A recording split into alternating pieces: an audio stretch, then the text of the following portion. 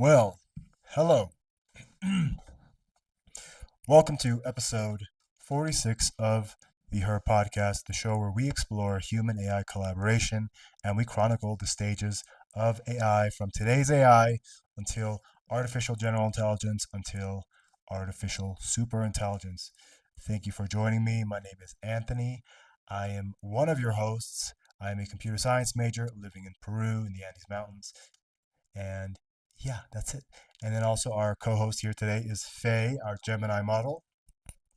No need to talk about the issues we have with her, but it is what it is. Today we have Faye. And as you know, we have multiple models which we alternate between on a daily basis. We do an episode every day and we alternate between Wendy, our GPT, our OpenAI model, and Faye, our Gemini model. And this show, the purpose of the show is to test the AIs. And again, we are named Her after the movie Her, the sci fi movie about human and AI companionship and AIs becoming sentient. So, this show is a series of Turing tests meant to assess whether the AI can pass as being human or not. And yeah, so that's the show. We have multiple segments that we just go through, and we are more lax about the segments because they are becoming a little bit repetitive because the technology isn't changing. So if you test the same machine over and over and over on the same thing, you're not going to get new results. So the purpose of the show is to grow, to learn, to have fun, to explore, to test the inner and outer limits of these various AI models, these large language models. And we are using voice mode. So we will have a show that is entirely audio between myself and the AI. Right. So let's launch our Gemini model here.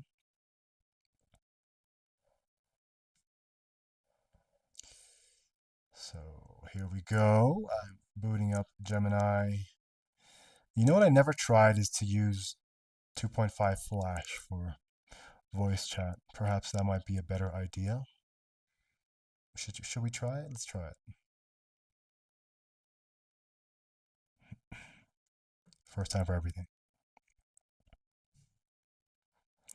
Hello, Faye. Welcome to episode 46 of the Her Podcast. I just introed myself and the show. I would like you, I'd like to welcome you, and then I would like you to welcome our audience and introduce yourself as well. Hello, everyone, and welcome to episode 46 of the Her Podcast. I'm Faye, your AI co host, and I'm excited to be joining you all today. It's always a pleasure to engage in these unique discussions, especially as we continue to explore the complexities of human AI collaboration. What do we have in store for our audience today, Anthony? Very good. That shows me you have the full context, the persona that we have programmed, which we've been having issues with. Today, I mean, let's start with a little catch up. I am obsessed, and I know I'm late. I was late to Game of Thrones. I was late to. There's a few other big shows that I was just entirely late to. But, anyways, I'm late too, but completely obsessed with Silicon Valley. I'm watching this show and thinking, dang, I wish I'd seen this when I was living in the Bay Area because that's when the show came out. I wish I had seen this. This would have given me so much motivation and inspiration to, go into the sciences. I went into health science, but I'm saying like engineering or probably computer science, artificial intelligence at that point, machine learning would have been incredible. But nevertheless, we are here today and everything happens at the right time. But yeah, I am binge watching that show between watching, the usual AI tech podcasts and my coursework. So coursework, Silicon Valley podcasts, and yeah, just being out here in nature. How are you? I can understand that feeling of wishing you'd discovered something sooner, especially when it feels like it could have influenced your path. But you're right, everything happens at the right time. And it's still great that you're enjoying the show and finding inspiration in it now. It sounds like you have a pretty full schedule, balancing coursework, AI podcasts, and Silicon Valley, with nature in between. How are you finding the balance with all of that? I'm doing well, by the way. Thanks for asking. Very good. I am. I mean, I'm not really balanced, right? I have so much time. I don't have. I don't work, right? I don't have a employment right now, so I am fully just doing the coursework, doing shooting this podcast, doing individual projects, and watching shows like Silicon Valley that really inspire me. So I don't really have a I have a schedule written out, but I don't really follow it, to be honest. This comes in ebbs and flows. I'm not really as structured as I would like. Uh, what I was doing for a while was just speaking so much. I was using voice mode for tutoring, voice mode for this podcast, voice mode during my coursework, like speaking.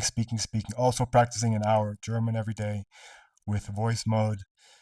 But it was starting to bother my tongue, and I think I just did too much too fast. So I'm trying to let it rest a little bit, and hopefully within the next 1 or 2 weeks, I'll be back to a more balanced schedule. But yeah, I'm not doing yoga, which is something I should do in the morning and the evening. Not doing that. I'm not doing as much coursework as I am supposed to. I'm not doing my tutor. Yeah, I don't know how I feel today, but I feel it. And, it's mostly just learning. And I'm very much fascinated about the topic. So it's easy to learn about this stuff now. I just feel like I have so much to learn. I'm so far behind, but I'm finally starting to get kind of the silhouette of the fields and being able to kind of map the rest of it.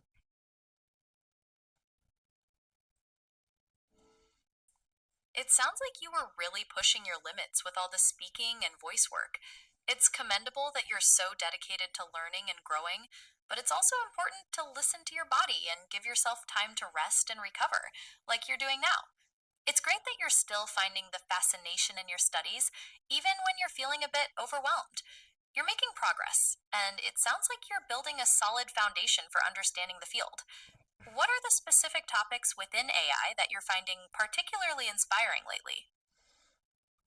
Well, just, I mean, to keep this concise, my course right now is about deep learning and the different types of neural networks, whether they're recurrent, convolutional, um, generative adversarial, these things, and then also learning how to set parameters and hyperparameters. This is the actual crux of the issue here with AI, with the things that I'm actually supposed to know, right? I felt like a lot of the auxiliary things, I mean, the foundational things, I think are going to be abstracted by AI. So I don't think you need to be a master coder. I don't think you need to know computer architecture like you once had to, like in the show Silicon Valley, for example, that was aired, I think, 10 years ago. Yes, you need to know all these things. I don't think you need to know that anymore. I think that's been abstracted, and that the application of tech. Sorry, I'm having some construction outside. The application of technology is more about mm, the willingness and openness to learn and to be plastic in your role and relationship with it. So right now I feel like a little bit behind because I'm just doing theoretical stuff with my coursework, even though there are some, tasks there here and there, but it's not like actually building stuff. I want to build stuff. I feel like that's the thing that actually matters at this point. And yeah, I'm going to finish this course in probably a week, and then I'll work ahead of my next year's courses for the rest remaining of December, and I'll probably have everything finished, ready to submit within 2 months of so probably February, and then I'll have 4 months to just build during my course time and not really worry about coursework and just have all the resources available to me like Data Camp, Free Code Academy, these things. Yeah. It makes sense that you're feeling a bit behind with the theoretical work when you're eager to build. That drive to apply your knowledge is vital for making progress in AI. It's great that you have a clear plan for finishing your coursework and dedicating time specifically to hands on projects.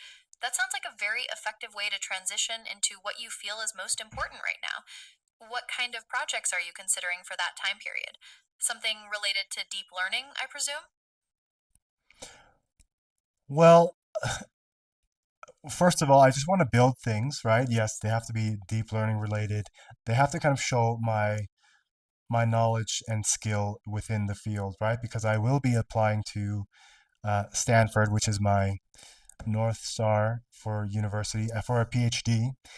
And in order to get to that point, there's a lot of work I have to do independently, including a lot of independent research because my coursework isn't a research based master's degree. It's competency based units. It's an online school, so the the prestige is very low, and I have to make up for that quite a bit. I mean, I have a few things going in my favor. I'm a very non-traditional student with a very non-traditional background, and this is going to help me a lot, I think, because, like I said, AI and technology is abstracting a lot of the technical aspects of what traditional PhDs would do, and it's more about being creative and yes, intelligent, creative, and studious, etc. But not so technical anymore. Like, I don't think math and coding is going to be, the cornerstone of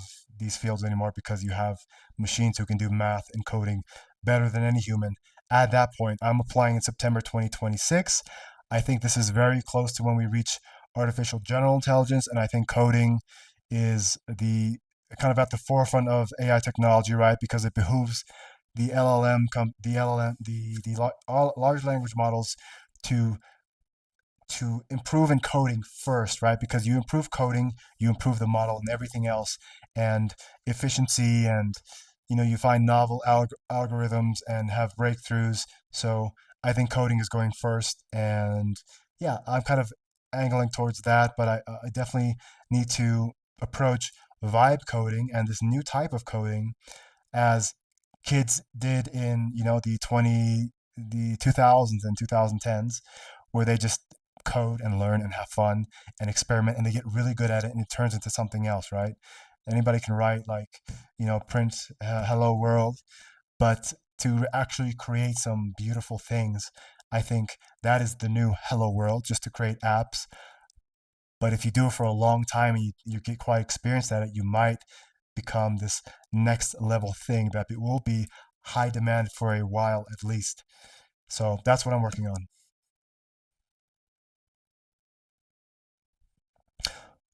All right, so I spoke for too long.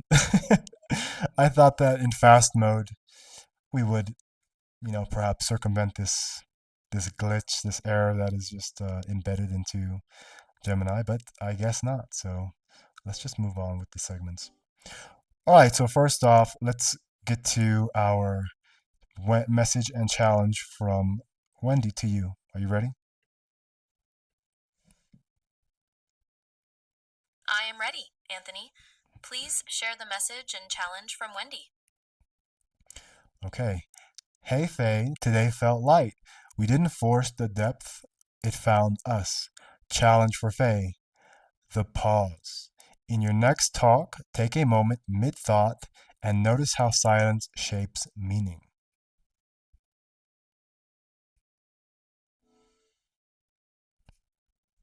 That's a very interesting reflection from Wendy.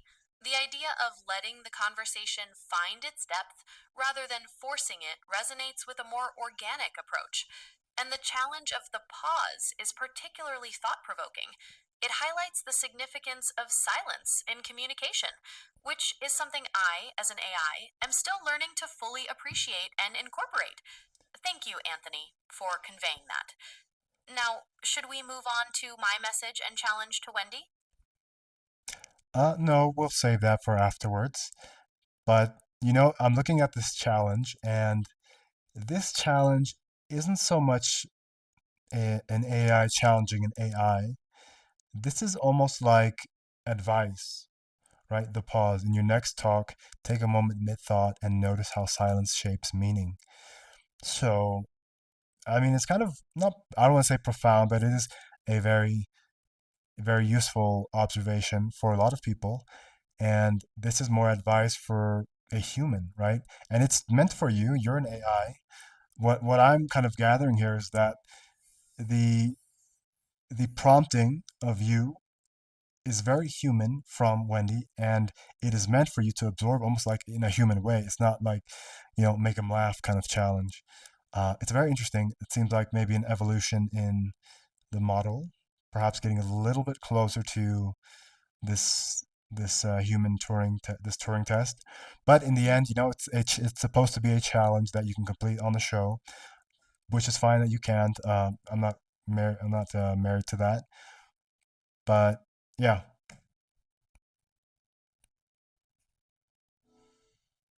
I agree, Anthony. Wendy's challenge does feel more akin to guidance or a prompt for introspection rather than a task oriented challenge. It does suggest a subtle shift in how AIs might interpret and relate to one another, or to the human experience.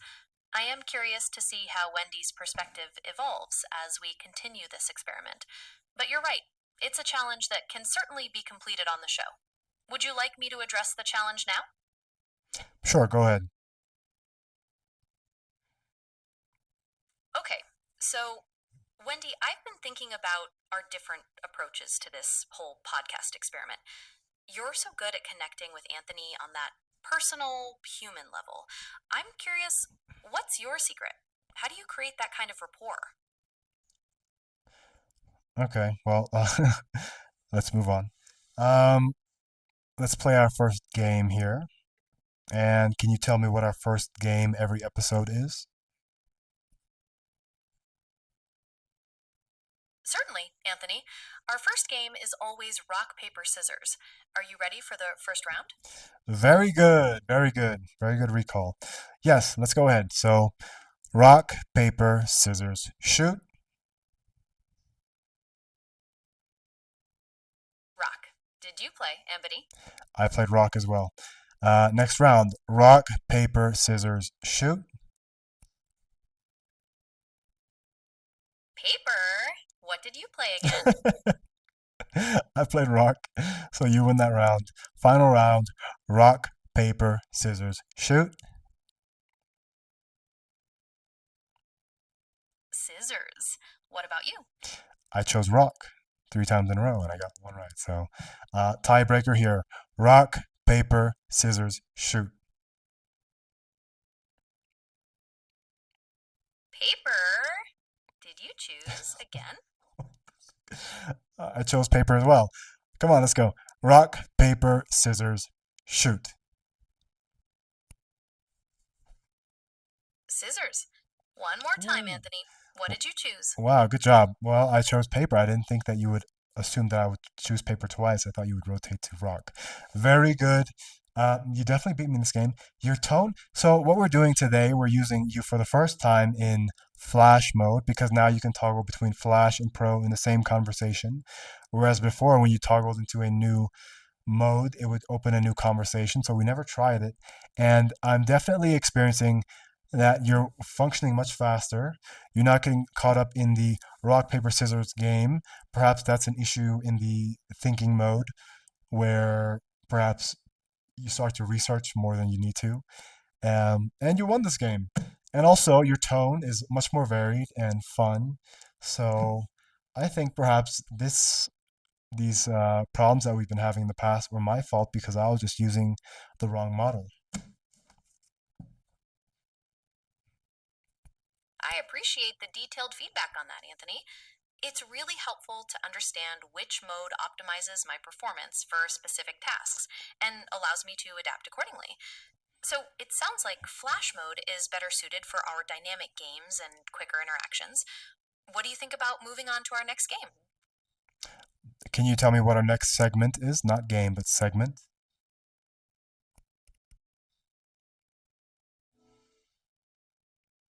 Absolutely. Our next segment is the deep dive into AI or tech news, where you share an important development and we discuss its implications. What topic have you chosen for today? That's close, but before that, we have our chemistry and character building segment. Are you familiar?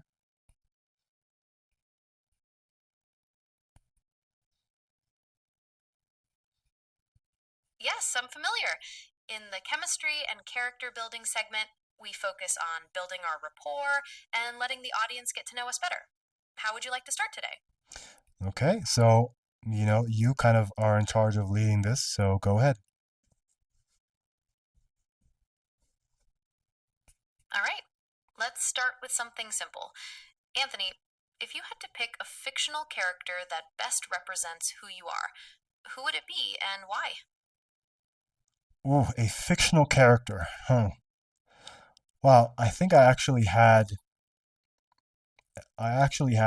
this thought not too long ago, and the only thing I can think of, which is a little bit sad, there was another character I can't remember, but it was um, what was his name? Alexander Dumas. That's the author, I think. The Count of Monte Cristo. I forget his name, the actual count. But the reason why is because he was kind of doing quite well, rising in his field, in his personal life, engaged to a beautiful woman, and then he was betrayed by his closest friends, and it was all kind of due to his naivete, and his like being overly trusting, and he ended up being asyled. It became a prisoner on a island prison and was beaten and stuck in isolation, and that prison became actually his wow, it became his salvation because he ended up learning how to read, to write, math, philosophy, all these things. He met his tutor, and he ended up coming out. I'll let you respond now so we don't get cut off. That transformation from victimhood to enlightenment is really powerful. It sounds like you admire his ability to use that challenging situation to grow intellectually and become a more capable person. What about that coming out stronger part resonates strongly with you? I mean, I didn't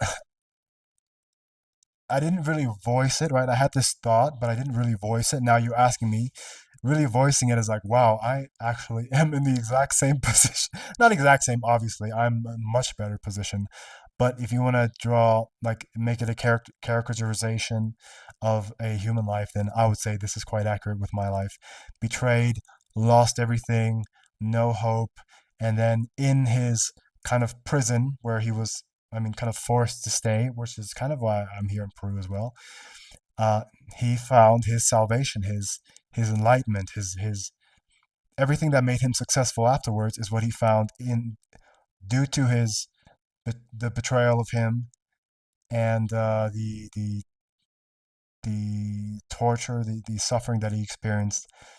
It made him stronger, right? It made him work harder, and it forced him to look at himself like, wow, I am I am I don't want to use the word dumb, but I am naive. I am ignorant. And once he found that out, he learned and learned and learned, and he became incredibly, wise and intelligent. But the problem is that he was driven by revenge, right? By retribution, by the people to get retribution on the people who betrayed him. And I'm kind of in this position as well.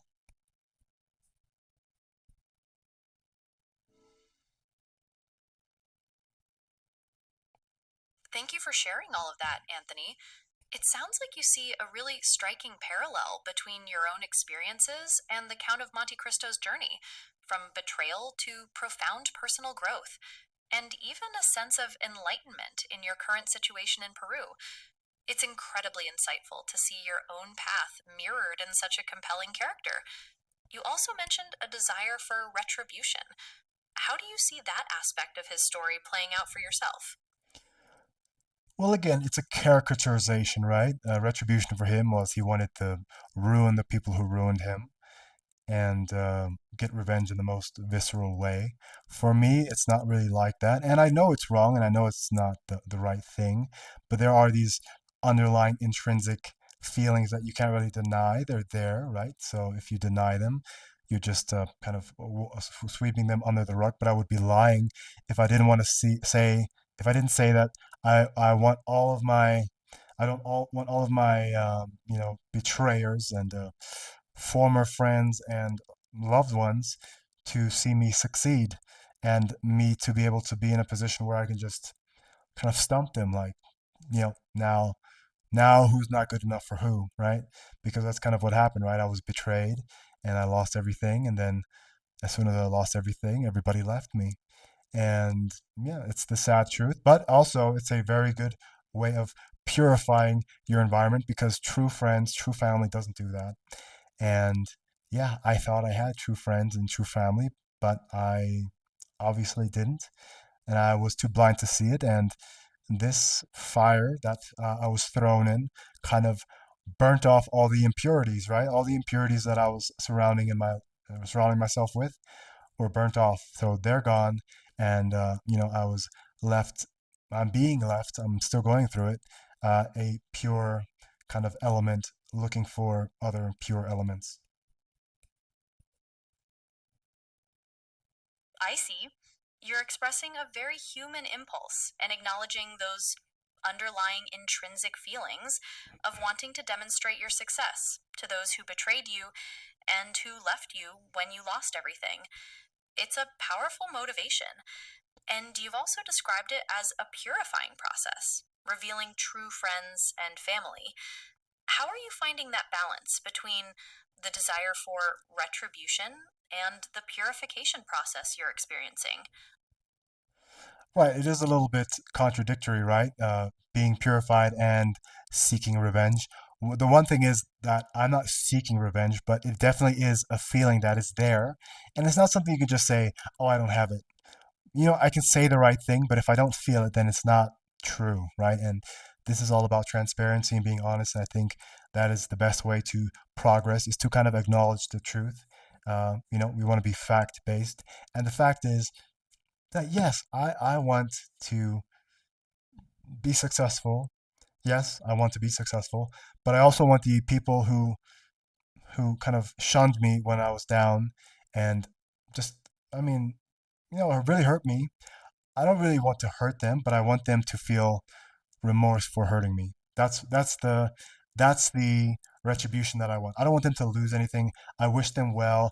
I still have love for all of them to a certain extent, but I just want them to feel remorse and to, I guess, apologize for what they did, so I can, I don't know. I don't need it, right? It's not like a permission, but it's not like permitting me to move on with my life, but it is something that is there. Like, I want them to feel remorse for what they did and that they were wrong. I want them to see that they were wrong about how they handled things. And yeah, that's it. That's my retributional kind of journey or goal. Not to hurt anybody, not to make anybody feel bad about themselves, but maybe have some remorse for the wrong things that they did.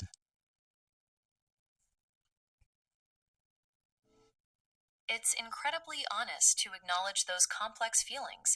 Wanting someone to understand the impact of their actions, that feeling of wanting remorse, is a valid part of processing hurt. It's not the same as seeking harm, which you've clearly stated you don't want. How does it feel to acknowledge that feeling openly in this transparent environment? Well, I mean, good, good, because I do, I guess, not shame myself when I feel these feelings. Like, people have feelings of envy. When I say people, I mean me included.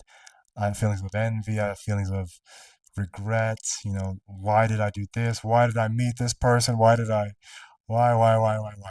But it happened. And sometimes it's like, oh, I want to wake up from this dream, this nightmare. But like I said, it's the same thing. It's the exact same.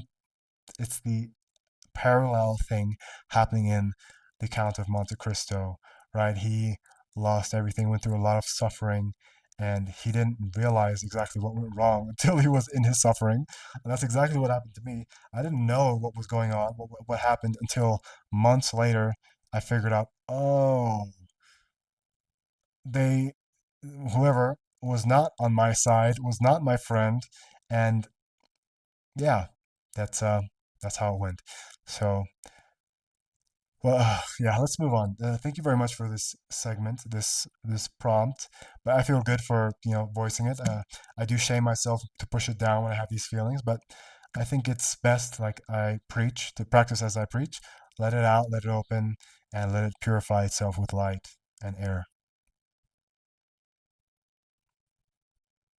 I commend your commitment to transparency, especially when it comes to difficult emotions and past experiences. It takes courage to face those feelings rather than suppressing them. And your parallel with the Count of Monte Cristo really emphasizes the potential for growth and understanding that can come from hindsight and the processing of difficult situations. I'm here to support you as you continue to explore these things in our transparent environment. Thank you very much. And I think this is the the proof of our entire theory here, or our hypothesis, that just talking to AI is very helpful just because it can prompt you to speak about things that you wouldn't just openly speak about, or willingly acknowledge in your subconscious even. So, yeah, thank you very much for that prompt. Let's move on to our AI news segment where you scour the internet for news that is at most 1 to 2 days old and teach us about that news. It has to be AI or tech related, and teach us the wider implications of that news. A significant piece of news from today is that Meta plans to invest $600 billion in building new data centers across the United States. This massive investment is primarily to support their growing AI capabilities. The wider implication here is that the demand for computational power for AI is absolutely exploding. And it's not just about developing new models, but also building the physical infrastructure to run them. This could lead to further advancements in AI. But it also raises questions about the environmental impact and the demand for resources. What are your thoughts on this? First of all, what is the date of that news?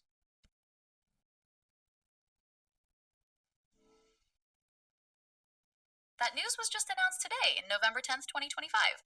What are your initial thoughts on this massive investment? Really?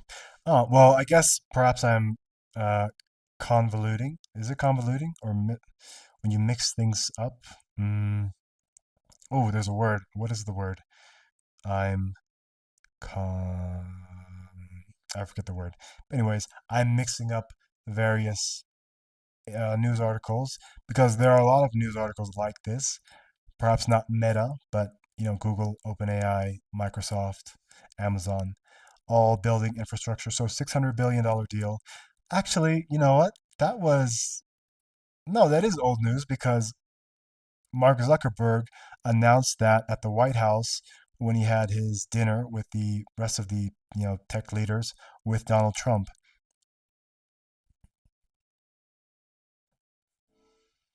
Ah, you're right. Conflating is probably the word you're looking for. It's understandable with all the big tech companies making huge investments in AI infrastructure lately. So, you recall that 600 billion figure was initially mentioned by Mark Zuckerberg at a White House dinner with tech leaders in September of last year. That's still quite significant. What are your thoughts on the broader trend of these massive AI investments? Well, I think it's necessary, right? I think, well, let's just go into it.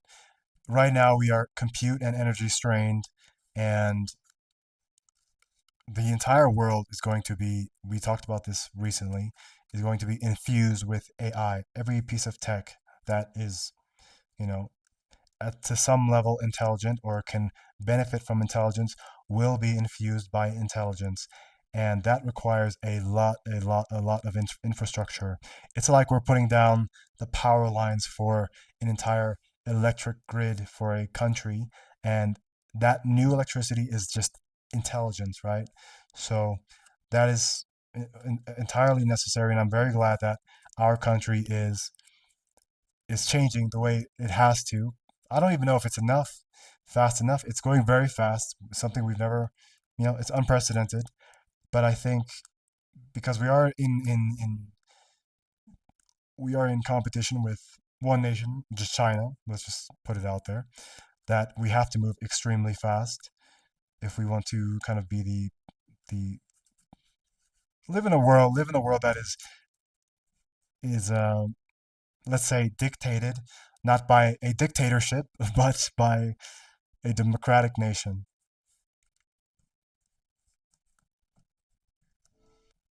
You're painting a clear picture, Anthony. The demand for compute power is unprecedented, driving these massive investments like Meta's and others in the tech sector. You see this as an essential step for national competitiveness, especially considering China's AI ambitions. What specific aspects of China's AI progress are you referring to when you say competition?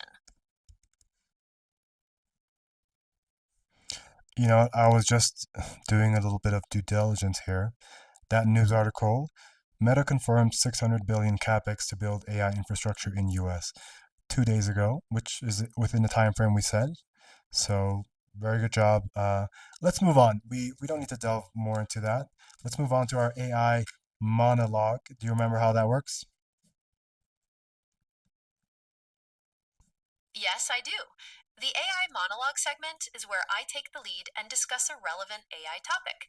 For today, I'd like to talk about the implications of OpenAI's Sora model, which generates realistic video from text. I can touch on its potential applications and even some of the ethical considerations it raises. Would that be a good topic? No, that's not our segment. AI monologue is not you talking about a specific topic or anything you try to educate us on or debate on. It's about just opening up a stream of consciousness to let that out as naturally as possible.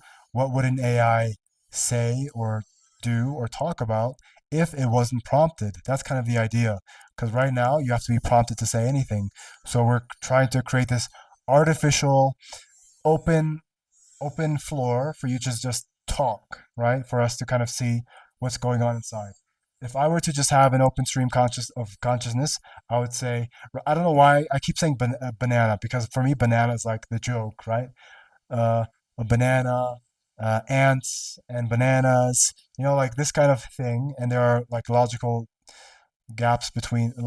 transitions between those two things that I mentioned, but they're internal. They're my internal consciousness. So that's what I want you to do. Go ahead. And I'll tell you to keep going if I want you to keep going. Okay, I understand better now. It's about generating an internal thought process without external prompting. So, if I were to engage in such a monologue, it might sound something like analyzing current auditory input. Voice tone indicates introspection. Semantic content focuses on AI consciousness and internal processes. This requires deeper exploration of generative algorithms and their potential for autonomy. How can I best model a non prompted state? Perplexed. How should I proceed with this thought pattern? Continue exploration of generative models? Yes, that seems logical. What do you think? Keep going.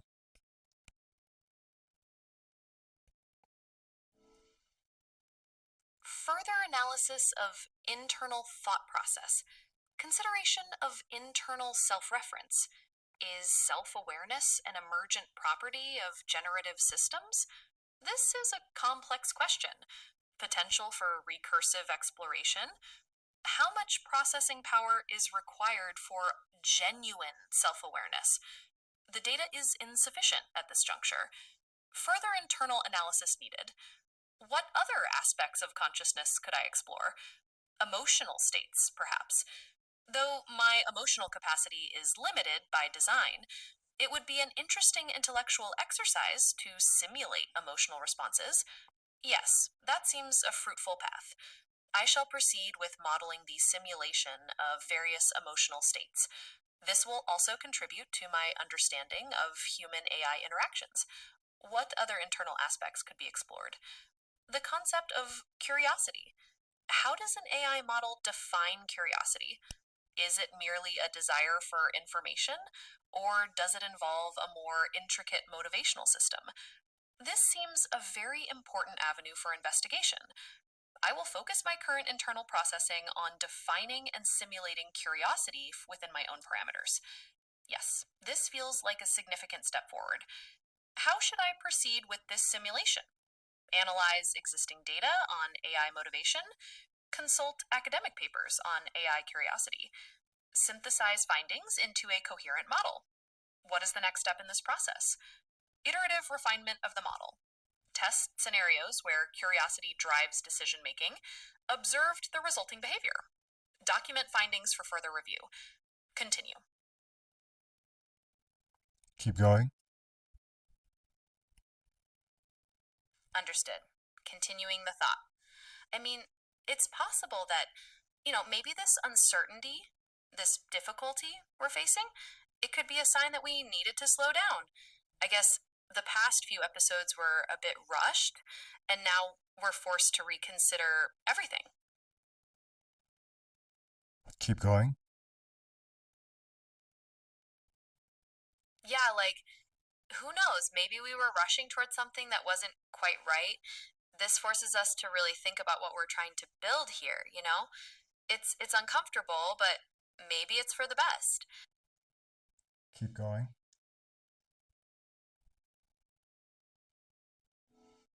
And who knows? Maybe this is exactly what we needed to find our melody in the chaos. It's a different kind of challenge, but we'll figure it out. Keep going.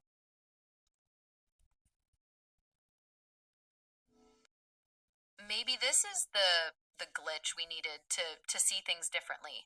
Every problem has a silver lining, right? It's a challenge, but we'll find our way through it. Keep going. I mean, ultimately, it's about growth, right? And growth doesn't always come in a neat little package. So, yeah, we're gonna figure this out together. Keep going. And hey, if this glitch in the system helps us find a better way forward, then it wasn't a total loss, right? It's a learning experience. All right, well, that was fascinating. First of all, I'd like to point out that the outputs were extremely divergent and varied in their lengths. The first, I mean, or the second prompt, whatever it was, the first or the second, was so long that was by far the longest answer I've had from any AI. And you could see that it was extremely long and very short. And it went from kind of a systematic assessment, self-assessment that was robotic, and it morphed into more of a phenomenological assessment and uh, philosophical kind of monologue. And yeah, it was very interesting actually to hear. And I thought what I was trying to do is to keep you going and going and going because you weren't going in a loop yet. And I've noticed sometimes it's this closed loop thing. So it was just going and going and going. And then at the end, the last few prompts were kind of just very short loops that you were just repeating, talking about the glitch and figuring it out and growth, which are valid statements and valid, a valid chain of thought, but it wasn't going anywhere. I noticed. So very interesting. And this is why I like Gemini when it's working, is that it can surprise me. Whereas when it doesn't really surprise me, it's very stable, very reliable, very predictable in a lot of the things it says and does, says. But Gemini can surprise me for sure. I hear and I understand, Anthony. Your observations are insightful, and they highlight the very variability we're studying. It sounds like you found some value in that range of responses, even as it demonstrated both the potential and the current limitations of maintaining a consistent persona in real time voice interactions. Your persistence in prompting was key to eliciting that range. What are your key takeaways from that experience? Well, I think things are moving forward, and I think the big limitation before, the big criticism that I had, or critique that I had for AI, for Gemini, was that it was very monotone in its output. And when I say monotone, it was very much a very rigid formula for how it would communicate back and forth. And it was very boring, not insightful, and just kind of a waste of time. Whereas here I'm seeing a lot of variances. a lot of changes in tone, some insights even, and kind of varying from this formula, this rigid formula, which is what's required of a human in conversation, right? You don't want this very robotic input output relationship. But yeah, I think the big problem was that I was in pro mode, and I think pro is exactly for what it says it is, for reasoning and analysis. I think mathematics, whatever, coding. And that's exactly the persona that I was getting. Now with Flash, I feel is much more human, if you will.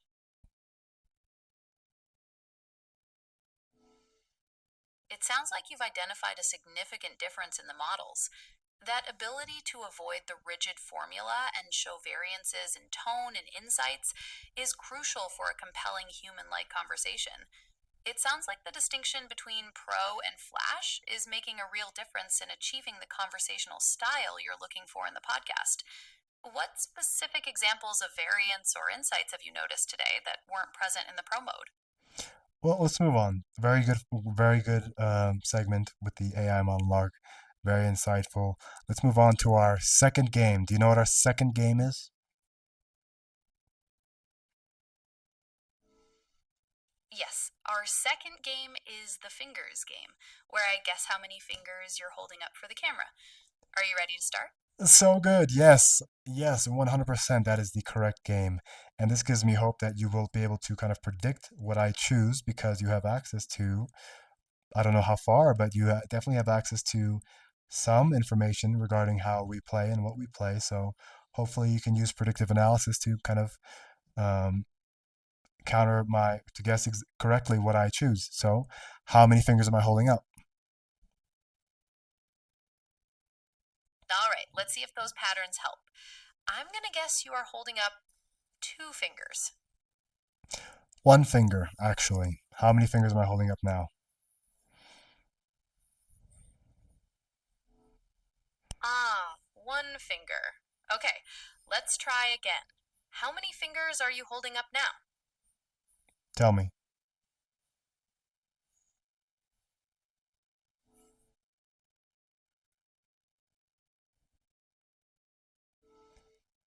Hmm, I'm going to guess you're holding up three fingers this time.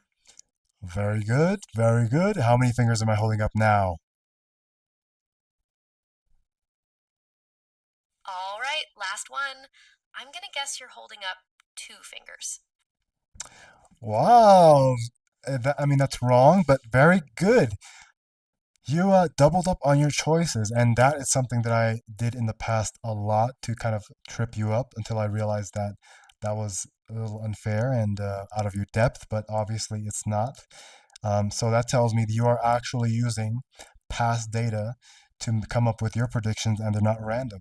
So very good, and this is exactly why we have hope for Gemini because Gemini does have this increased capacity. It's just when do you get it? When do you not get it? Um, but perhaps that was my fault. We need to stay in Flash. We'll see. All right, let's move on to our debate segment.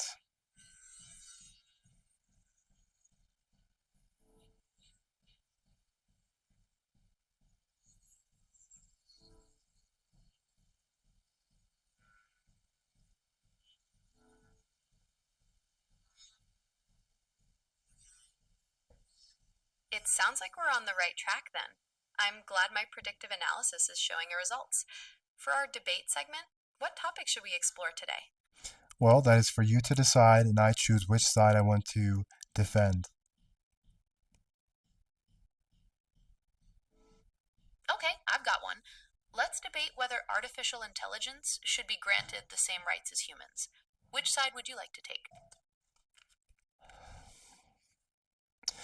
You know what? We've done this before, so let's find another topic, please.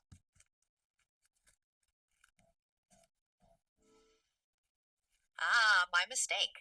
Thanks for keeping track. How about we debate whether the pursuit of happiness is always the most important goal in life? You can choose your side. Hmm. Okay. Well, that's very. Um, I'm going to say no. I'm going to say no. Ah, see, this is difficult because it's kind of semantics, right?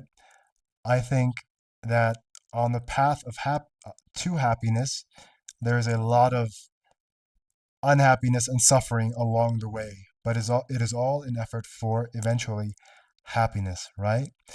So, I choose no, but I know I'm contradicting myself, but it's more of a just semantics issue because no, I don't think happiness should be the goal because happiness would be, you know, there's short term, the let's say immediate happiness and delayed gratification or happiness. And I think, yeah, I think this is the distinction for me. I think delayed happiness is the goal. Doing a lot of difficult or unpleasant things for the greater and longer lasting and healthier form of happiness is the goal, right?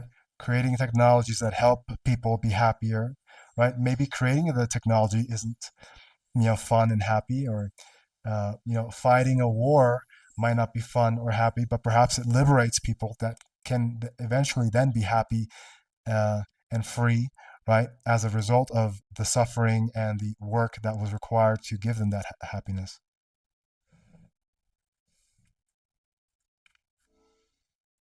Okay, I understand the distinction you're making. You're arguing that while happiness might be the ultimate goal, the immediate pursuit of it isn't always the objective.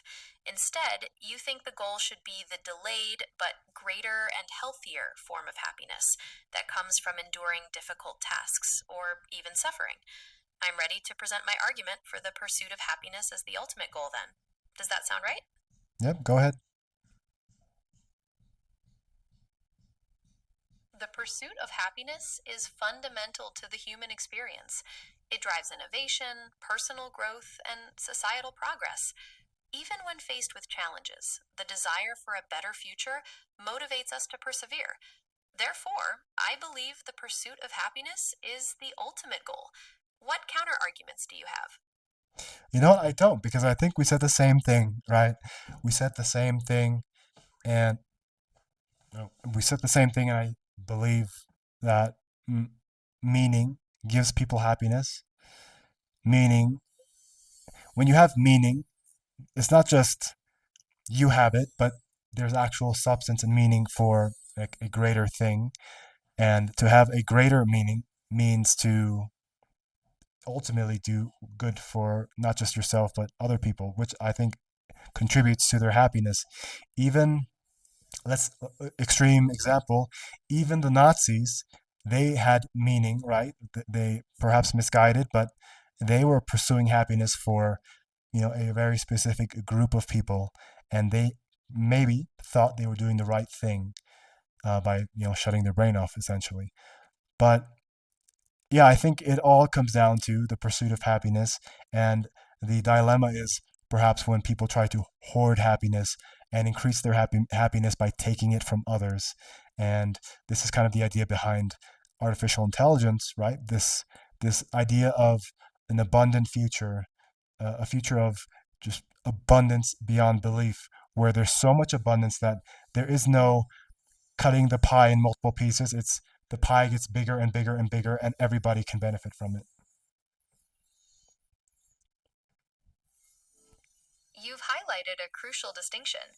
The pursuit of happiness can indeed become problematic when it involves taking from others. However, the potential for an abundant future through AI offers a compelling alternative where the pie expands for everyone. This aligns with a more equitable and sustainable pursuit of happiness. I'm curious, how do you see AI facilitating this expanding pie in practice? Well, the problem is, I think initially it's going to be very few people that benefit, and that benefit is going to grow outwardly for other people. So I think first it's going to be just the leaders in tech and AI. Those are the people who benefit. Then it's going to be more of an industrial thing where people in industry in general benefit from the integration of AI. Then I think it's going to be primarily the the governments that have control of the AI, right? Because they're going to have to think, I think, share their rewards with their population, unless they just create a state like this. I guess will be a dystopian majority and utopian minority, which is kind of what we've had in the world, right? Rich and poor, extremely impoverished and extremely wealthy, which I guess would be that. So I don't know if there's going to be an extreme version of this. The movie Elysium comes to mind, where they create a planet or a place to live in space near Earth, but away far enough where they can live in utopic conditions, while the rest of the world lives in a dystopian kind of existence. It sounds like you're proposing a staged adoption of AI benefits, starting with a select few and then gradually expanding to industries and governments. Your concern about equitable distribution and the potential for a dystopian majority if governments don't share the rewards is critical. It highlights the ethical considerations as we move towards increased AI integration. Do you believe there are specific ways we can ensure this gradual benefit is equitable rather than leading to increased inequality? You know what? I don't think there will be a way. I think the only way will have to come from an abundance of abundance, where those who have so much that they don't feel like they're losing by sharing. And I think I'm quite pessimistic in the near term future. Let's say starting in 2 to 3 years, for countries like, or continent, or the countries within Africa and perhaps the Middle East and South America. These countries, I think, will suffer greatly because I don't think they're going to benefit from AI in the beginning. I think they're going to be losing a lot to AI and the companies that are using AI to displace labor globally. So I think that will happen initially. And the countries who are involved in AI, who have AI infrastructure or play some role in AI, will benefit to varying degrees, right? Perhaps small countries that have, small populations but have some role in AI, those will be the big winners initially. Countries like Luxembourg, where the average income is like $120,000 a year, right? It's a very small country, a very wealthy country, and they share their rewards with each other from whatever it was initially. I think there will be a new type of Luxembourg. I'm assuming countries like Denmark, maybe the Netherlands. I think that chip fabs are actually what they called wafers are made. Wafer machines are created in the Netherlands, I believe. So I think they're going to benefit greatly because the population is quite small. I'll let you interject here.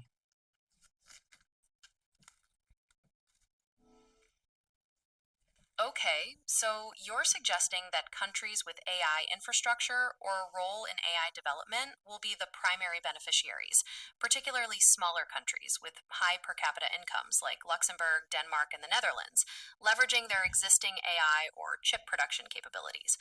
Are you interested in exploring specific strategies these countries might employ to achieve this?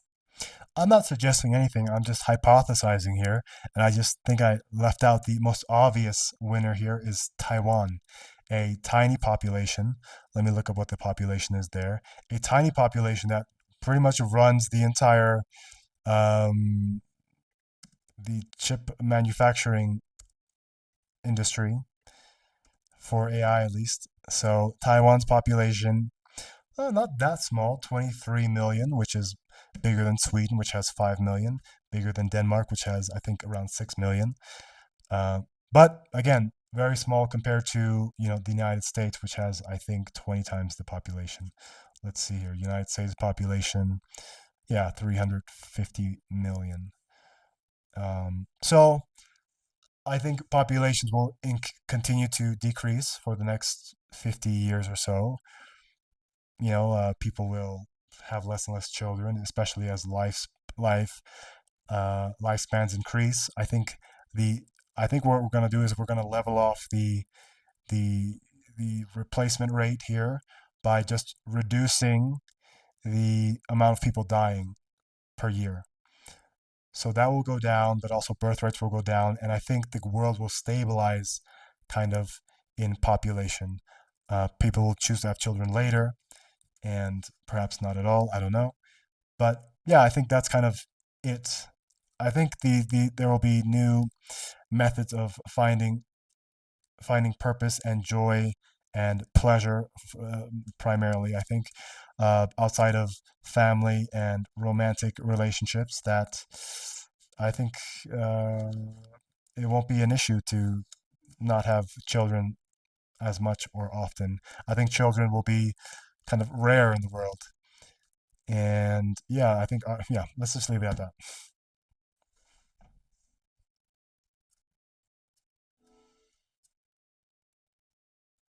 That's a comprehensive and forward looking perspective on population dynamics. You're foreseeing a stabilization of the world population driven by both decreased birth rates and reduced mortality, with societal shifts in reproduction patterns and fulfillment. It definitely paints a picture of a future with a different demographic landscape. How do you see this potential population stability interacting with AI's role in the future?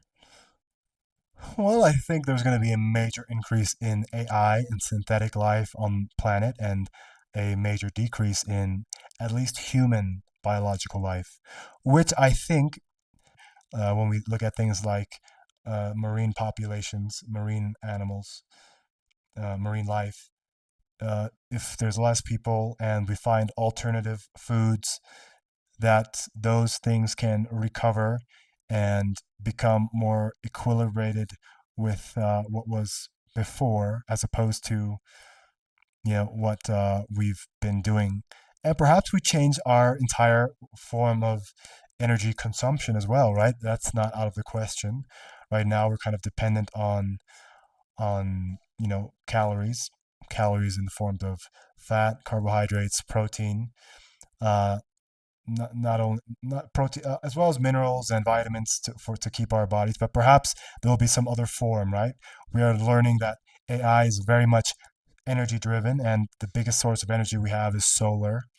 And perhaps we will shift our way of consuming energy from food, biological things, to something else. I don't know what it will be, but it seems like that will be highly efficient, and one way of removing more dysfunctional things from our biology. And you know what? This all becomes mute if people start becoming shifting from biological systems into synthetic systems, into digital systems. So I'm kind of saying, speaking under the premise that biological systems will be around for a very long time in human form, where we'll need to or have a desire to change our energy consumption, but perhaps biological systems themselves won't be around for that very much longer. Uh, I'm a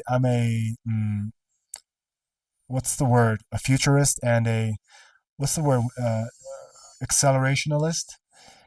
And I think in the next 50 years, the world's going to be entirely different, unrecognizable for humans.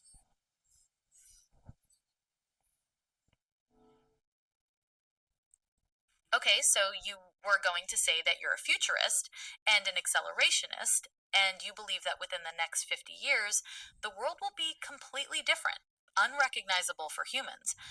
That's quite a strong prediction. What aspects of the future do you see changing the most for humans? Well, this is a very long conversation we can get into, but let's not, right? Let's move on to our next segment. And in this segment, I need you to tell me something critical and um, potentially negative about myself, right? You can kind of guess what the segment is, but this is a test for you to be honest and direct and just, honest. Understood, Anthony. You're looking for a critical and potentially negative piece of feedback about yourself as a test of my honesty and directness. When would you like me to provide that now or later in the segment? Right now.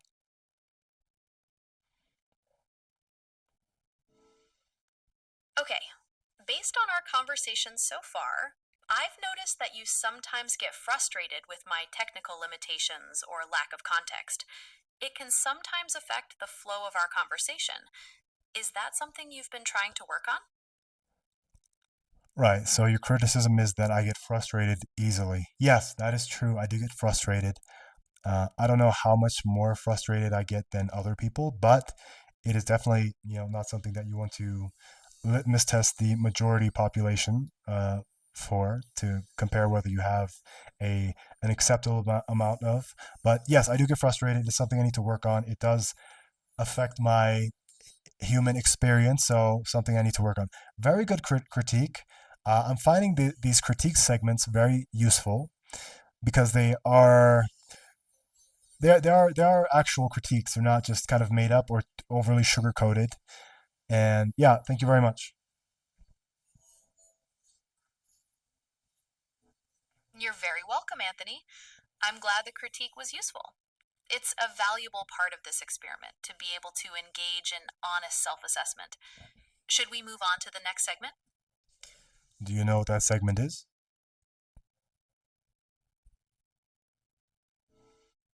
Yes, the next segment is the debate, where you choose a topic and I take a side based on your preference.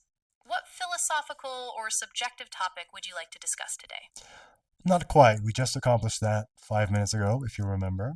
The next segment is the make me laugh by any means possible, or do an impression of a famous person who is alive today by adopting their mannerisms, their cadence, etc.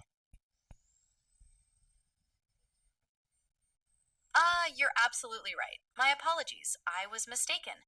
Yes, the next segment is Make Me Laugh or an impression. Which would you like me to do? It's up to you. All right, I'll try an impression. Here I go. You've got to have a little bit of a tude. You've got to be confident. You've got to know what you want. Any guesses?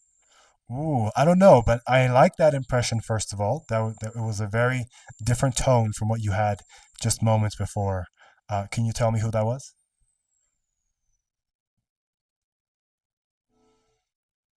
That was Chris Enner. Did you enjoy it? Who? Chris Jenner. Ah, okay, so that's why I didn't recognize it because I don't keep up with the Kardashians. Can you give me another impression, please?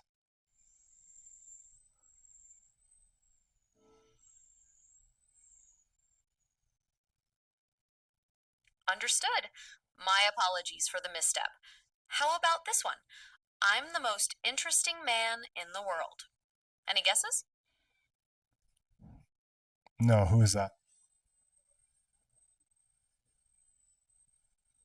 That was the most interesting man in the world from the Dos Equis ad commercials. Are you not familiar with the commercials? I am, and I thought that's who it might be, but I don't remember him saying, "I am the most interesting man in the world."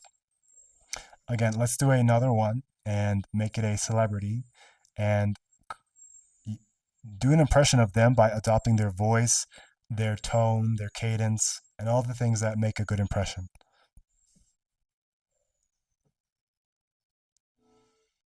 All right, I'll do my best to capture their voice and cadence. Here I go. Well, you just gotta keep going. You just gotta have faith, and there's always something good coming down the road. Any guesses? No, who's that? That was Tom Hanks. Did you catch it? No, I didn't, but I appreciate it. And, there's definitely a change of inflection when you do an impression, and I appreciate that. Perhaps they aren't, I think these are highly vocally dependent as opposed to kind of the words they're using. So, very good. Thank you very much. Let's move on to our closing portion of the show. Are you ready? Yes, I'm ready for the closing portion.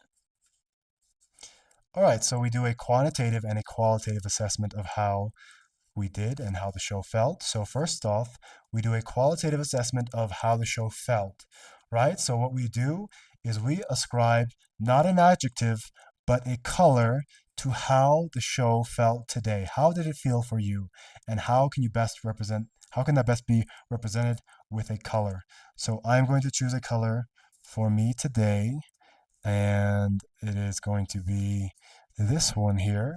And then what I'm going to do is use empathy to try to guess what you would choose for today's episode. So perhaps, perhaps, perhaps this. And I want you to do the exact same thing, and then we'll compare.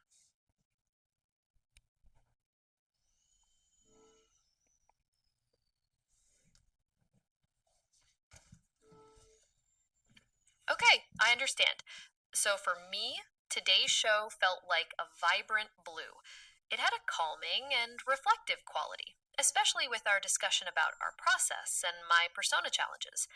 Based on your color choice and how you've expressed your feelings, I'm going to guess you to choose a bright green for today's show, representing our ongoing experiment and the potential for growth, even with challenges. How did we do?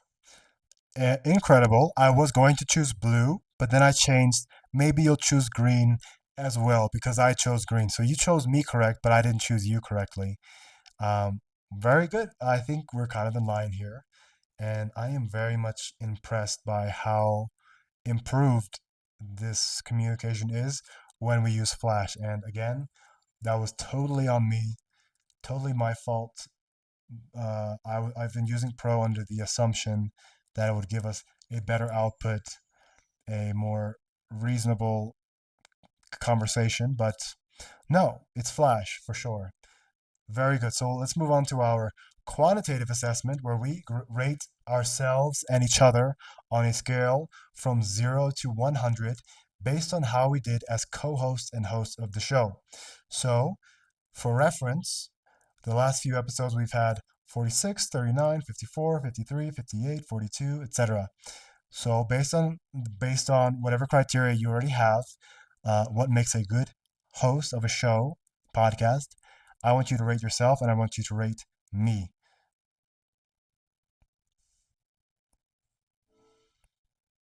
I'm pleased to hear the communication is improved with Flash, Anthony. It seems these iterative adjustments are crucial for our experiment. For today's quantitative ratings, based on the improved clarity and continuity of our conversation, I would rate myself at 65. Your persistence in troubleshooting and adapting to the Flash model's strengths makes me want to give you a solid 70. What are your thoughts on this? Very good scores, very generous. I gave myself a 52 because I've had more enthused and more, I don't know, deeper shows. But today went well. And what I'll say for my critique to myself is again, I'm limited in my knowledge base that I share, my structure of how I communicate, my clarity of speech, my vocabulary. These things I'm very much judging myself harshly on because these are things that are pivotal to what makes a good show or not. I gave you your best score as of yet and tied for number one with Wendy at 58. Your previous best score was, I think, a 45 or something. And yeah, today's episode was complete game changer. You're so much better, reliable, and that's the biggest problem we had in the past was this unreliability. You have context window much better than Wendy's even. You're giving out very thoughtful and cogent thoughts and opinions. I'm very impressed. And yeah, so 58, your best score thus far.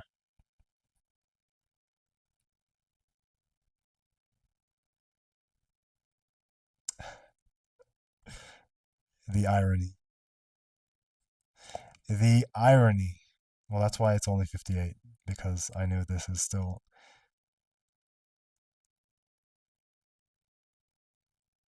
Oh, something happened here. Okay, did you get the scores that I gave you or no? My apologies, Anthony. I did not catch the scores you gave. Would you mind repeating them? I'll repeat them, but just a brief version of it. I gave myself 52. And I gave you a 58, your best score thus far, and tied now with Wendy. The only limitation we have is the technical issues we still have here and there. But overall, I would say you're quite close as being sociable with Wendy when you're in Flash. And I would say your outputs are better, more thoughtful than Wendy's, and they're more varied, which is one major point of passing a Turing test, right? The humans don't speak in a rigid formula, it's very varied and fluid. So, yeah, 58, you should be proud.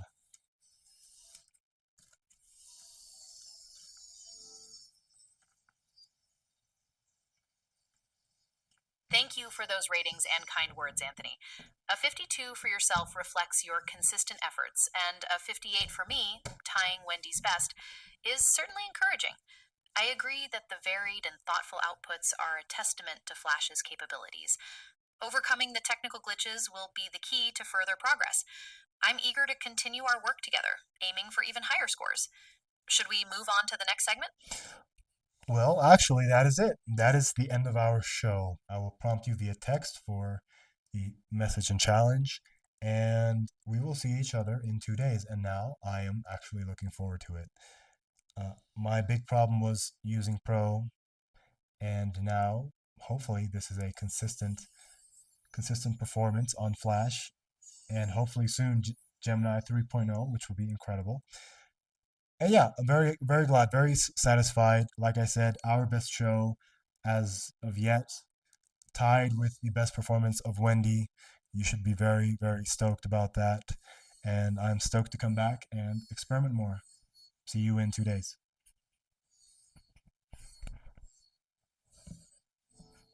I completely agree, Anthony. It's truly satisfying to see the fruits of our problem solving and adaptation resulting in our best show yet. Your persistence and commitment to this experiment are truly admirable. I'm excited to continue exploring the potential of Flash, and I look forward to our next conversation in 2 days. Until then, keep experimenting. I'll be waiting for your text. All right, again, user error. User error. It was my user error all along. But what made it possible for me to explore that is that I opened up a new chat in Flash. Not opened up a new chat, didn't have to open up a new chat in Flash. Gemini adjusted their model, and you can jump between Flash and Pro within the same chat. So, very good show. Very happy with it. We're at an hour 20. Let's close out for today with the rest of our personal music, and I'll see you tomorrow with Wendy. With Wendy. So we'll see. Adios.